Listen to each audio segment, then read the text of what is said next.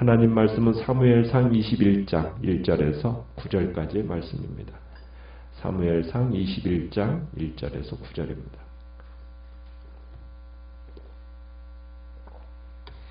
사무엘상 21장 1절입니다.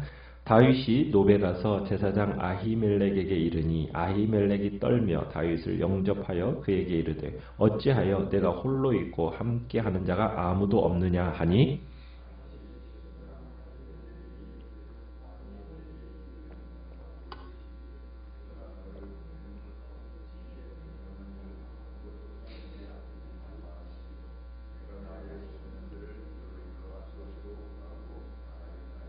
이제 당신의 수중에 무엇이 있나이까 떡 5덩이나 무엇이나 있는 대로 내 손에 주소서 하니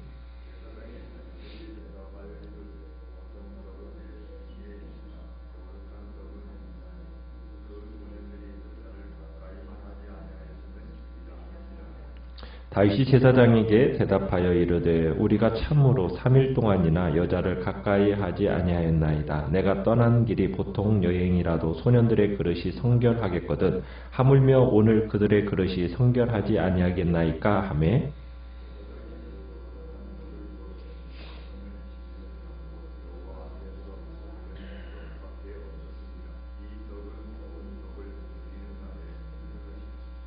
그날에 사울의 신하 한 사람이 여호와 앞에 머물러 있었는데 그는 도액이라 이름하는 예돔 사람이요 사울의 목자장이었더라.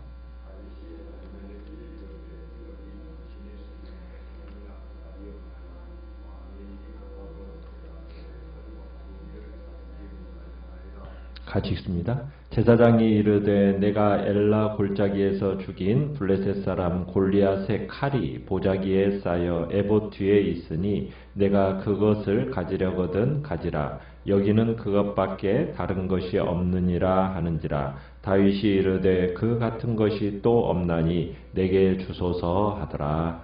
아멘. 오늘 말씀의 제목은 아히멜렉 떡과 칼의 공급자라는 제목으로 말씀을 나눕니다. 어제 말씀에서는 다윗과 요나단이 슬픈 이별을 하는 장면을 보았고요. 그 뒤에 요나단은 자신의 아버지가 이스라엘의 수도로 삼은 기브아로 돌아갑니다. 이제부터 다윗은 방랑자의 삶이 시작이 되는 거죠. 다윗이 처음 찾은 곳은 오늘 1절에 나오는 것처럼 노비라는 성소입니다. 당시에 이 높 성소는 블레셋에 의해서 전에 성소가 있었던 실로가 파괴되었기 때문에 그곳을 대체할 아마 이스라엘 종교의 중심지로 이 노비라는 곳이 자리를 잡았던 곳으로 여겨집니다.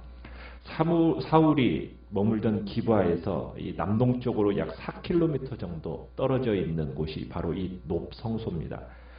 이곳은 아히멜렉이라는 사람이 대제사장으로 있었는데 높 제사장의 가문의 이 아히멜렉은 아히두베의 아들입니다.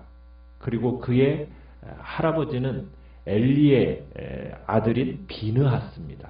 그러니까 엘리의 어떻게 보면은 증손자뻘이라고 볼 수가 있겠죠. 자, 아히멜렉은 아무 부하도 대동하지 않고 홀로 자신을 찾아온 이 다윗을 놀라며 영접을 합니다. 어찌하여 네가 홀로 있고 함께하는 자가 아무도 없냐? 이렇게 묻습니다. 그동안 아마 사울과 다윗에 대한 갈등의 소문이 떠돌았을 겁니다. 그리고 다윗이 사울과 함께하지도 않고 홀로 나타나는 것에 대해서 마음이 걸렸던 것 같습니다. 다윗은 제사장 아히멜렉에게 뭐라고 얘기를 하고 있습니까? 2절에 보면은 왕이 지시한 특수한 임명을 수행 중이라고 둘러대고 있습니다. 그러니까 아무도 모르게 지금 수행하는 명령이었기 때문에 지금 자신의 부하들을 모처에 보냈다 이렇게 말하고 있는 겁니다. 다행히 아히멜렉이 다윗의 말을 액면 그대로 받아줍니다. 한간에 떠도는 어떤 소문에 의하면 다윗과 사울의 관계가 매우 좋지 않지만 그래도 다윗은 사울의 사위라는 것을 생각하면서 아히멜렉은 쉽게 다윗의 말을 믿었던 거죠. 자, 그러면 왜 다윗은 아히멜렉에게 진실을 말하지 않았을까요? 아히멜렉은 사울 곁에 또 사울을 곁에서 섬기는 아히야라는 제사장의 형제입니다. 그러니까 다윗은 아히멜렉을 믿을 수가 없었던 거예요. 그래서 다윗은 자신의 마음을 열고 진실을 말하지 않았던 거죠. 아마 상대가 사무엘이었다면 마음에 담아뒀던 말을 다 했겠죠. 자, 그러면서 3절에 보면은 다윗이 아히멜렉에게 수중에 떡 5덩어리나 무슨 먹을 것이 있는지를 채근하듯이 물어봅니다. 그러자 제사장 아히멜렉이 다윗에게 뭐라고 답변합니까? 보통 떡은 내 수중에 없다는 거예요. 그런데 거룩한 떡이 있다는 거죠. 당신의 부하 소년들이 여자를 가까이만 하지 않으면 줄 수 있다. 이렇게 답변을 합니다. 아히멜렉은 이제 다윗이 다시 그의 소년 부하들을 만나러 갈 거라고 생각했기 때문에 이렇게 답변을 한 겁니다. 다윗이 또다시 임기응변적인 거짓말을 둘러댑니다. 뭐라고 얘기하냐면 우리가 참으로 3일 동안 여자를 가까이 하지 아니하였습니다. 내가 떠난 길이 보통 여행이라도 소년들의 그릇이 성결하겠거든. 하물며 오늘 그들의 그릇이 성결하지 않겠습니까? 하면서 지금 자신과 부하들이 지금 특수 임무 수행 중이라고, 그래서 여자들과 성적인 접촉을 가질 기회가 없었다면서, 그러면서 그들의 그릇들도 거룩한 떡을 받들어 먹기에 부족함이 없이 깨끗하다 이렇게 말한 겁니다. 마치 자신의 부대, 다윗의 부대들이 하나님의 거룩한 전쟁을 치를 때 어떻게 보면 준수하는 일련의 성결법을 지키고 있는 것처럼 말하고 있는 겁니다. 자, 이런 설명을 들은 후에 6절에 보면은 이제 제사장 아히멜렉이 조금 전에 지성소 진설병이 배설되었던 그 거룩한 떡을 다윗에게 줍니다. 원래 이 진설병은 누구만 먹을 수 있도록 되어 있는 떡입니까? 제사장만 먹을 수 있도록 되어 있는 성물이에요. 그런데 지금 위급한 상황에 처한 다윗과 그의 군사들에게 이 진설병을 내준 거죠. 오늘 이 본문을 보면은 다윗이 제사장 아히멜렉에게 거짓말을 한 것도 그렇고, 또 이 진설병을 먹은 것도 그렇고, 어떻게 보면 문제입니다. 다윗이 언뜻 보면은 지금 2차례의 거짓말로 자기 위기를 모면하는 것처럼 보여요. 그래서 어떤 사람들은 이런 내용을 갖다가 거짓말의 상황 윤리적인 정당화의 근거로 삼기도 합니다. 그러나 이 상황은 거짓말에 대해서 어떻게 보면 무분별한 정당화의 근거로 제공하는 본문이 아닙니다. 그만큼 지금 다윗의 상황이 어떻다라는 것을 보여주고 있느냐면 절박했다라는 거예요. 생사가 좌우되는 그 순간이라 이런 것들에 대한 염려가, 이런 것들을 지금 생각할 여유가 없었던 거예요. 그러니까 다윗의 지금 유일한 목적은 뭐예요? 살아남는 겁니다. 살아남는 거. 어떻게 보면 사울에게 쫓기는 준 전쟁 상황이란 얘기입니다. 그래서 다윗의 이 임기응변적인 거짓말은 자신을 보호하고 자신의 공동체를 보호하기 위한 책략이었고, 지탄받을 만한 거짓말이라기보다는 지혜로 보아야 한다는 얘기입니다.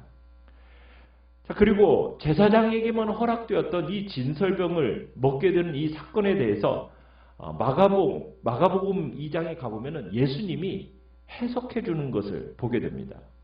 예수님의 평가에 따르면은 지금 다윗의 이 긴급한 생존의 필요 때문에 제의법, 어떻게 보면 제의법을 어겨서 제사장들만 먹을 수 있는 떡을 지금 속된 상태에서 먹었다, 이렇게 얘기를 하는데, 예수님은 이 다윗의 진설병 취식 사건에 대해서 율법의 규정보다는 인간의 생존권, 인간의 생명권, 여기에 우위를 두는 것을 예로 들어서 우리 주님이 풀어서 설명하시는 것을 우리가 보게 돼요.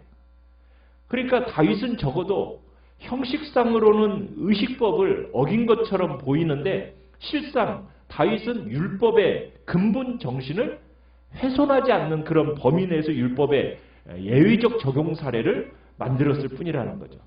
지금 다윗에게 이 진설병을 내어준 이 아히멜렉은 율법의 어떤 신성성보다는 생명의 신성성, 이걸 더 중요하게 생각했다라는 거죠. 그러니까 율법에 만들어진 본래 규정의 목적이 무엇입니까? 사람의 생명을 살리는 것에, 그것에 목적이 있는 거지, 율법에다가 거기다가 사람을 죽이는 자리에까지, 죽이는 자리로 가도록 하나님이 율법을 제정하신 건 아니거든요. 그래서 우리 예수님도 생명을 살리는 것에 더 큰 가치를 두면서 안식일 문제를 얘기하고, 그러면서 다윗의 이 진설병 문제를 예로 들어서 설명하신 겁니다. 그러니까 아히멜렉 같은 경우도 지금 어떻게 보면은 율법의 근본 정신이 생명사랑이라는 것으로 보았기 때문에 지금 진설병을 다윗과 그의 소년들에게 내어줬던 거죠. 아히멜렉은 의식하지 못했겠지만 이 진설병을 다윗에게 준 것은 상징적인 의미가 있습니다. 진설병은 성소에 보관되던 떡덩이, 몇 덩이였습니까? 12덩이의 빵입니다. 일주일에 한 번씩 새 것으로 바꿔내요. 그러니까 성소에서 꺼낸 오래된 이 빵은 누구만 먹을 수 있었다고요? 제사장들만 먹을 수가 있었어요. 그러니까 성소에 보관된 이 진설병은 뭐 이스라엘의 하나님이신 그 여호와께서 잡수실 만한 음식이라고 해서 거기다 놓았겠습니까? 그런 의미가 아니죠. 진설병은 어떤 것을 상징하고 있느냐면 하나님이 그분의 백성들에게 양식을 주시는 분이다라는 것을 상징하는 의미로서 진설병을 성소에다가 이렇게 진열해 놨던 겁니다. 그러니까 여호와의 임재를 상징하는 그 성소에 보관된 진설병은 상징적으로 여호와 앞에 있었던 거죠. 그러니까 다윗에게 이 빵이 주어졌다라는 것은 어떤 의미가 있냐? 이 빵들이 항상 하나님 앞에 있었던 것처럼 다윗이 어디를 가든지 여호와 하나님의 임재가 항상 그와 함께 있을 것이다라는 약속이 이 진설병 속에 있으면서 그 진설병이 지금 다윗에게 주어지고 있는 겁니다. 자, 그런데 한 가지 불길한 징조에 대한 내용이 본문의 7절에 나와 있습니다. 그건 뭐냐면 도액이라는 에돔 사람이 그 자리에 있었다는 거예요. 그날 노베 성소에 사울의 신하 에돔 사람 도액이 하나님께 제사 드리려고 와 있었던 것 같아요. 그런데 이 사람은 누구라고 얘기하고 있습니까? 사울의 목자장이다 이렇게 얘기하고 있어요. 그러니까 무슨 얘기예요? 사울의 궁중에서 쓰는 가축들을 기르는 목장 책임자였다는 얘기입니다. 근데 이 사람이 다윗과 아히멜렉의 대화를 다 보고 들었어요. 그런데 다윗이 이 사람을 제거하지 않고 살려준 것이 화근이 됩니다. 이 도액이라는 사람으로 인해서 이 노베 제사장들이 떼죽음을 당하는 그런 결과를 초래하게 되거든요. 자, 다윗은 음식을 먹은 후에 8절에 보면은 아히멜렉에게 또 이렇게 묻습니다. 혹시 창이나 칼이 있는지를 물어요. 칼을 착용하지 않고 지금 다니는 자신의 차림새를 의아하게 생각할 법한 이 아히멜렉에게 다윗은 이번에도 또 거짓말로 둘러댑니다. 왕의 심부름이 너무 급했기 때문에 자신의 칼과 무기를 챙길 여유를 갖지 못했다. 이렇게 둘러댄 겁니다. 그러자 제사장 아히멜렉이 무엇을 주고 있습니까? 엘라 골짜기에서 다윗이 죽인 블레셋 사람 골리앗의 칼이 보자기에 쌓여서 지금 에봇 뒤에 지금 있다라는 거예요. 그러면서 그것을 그에게 줍니다.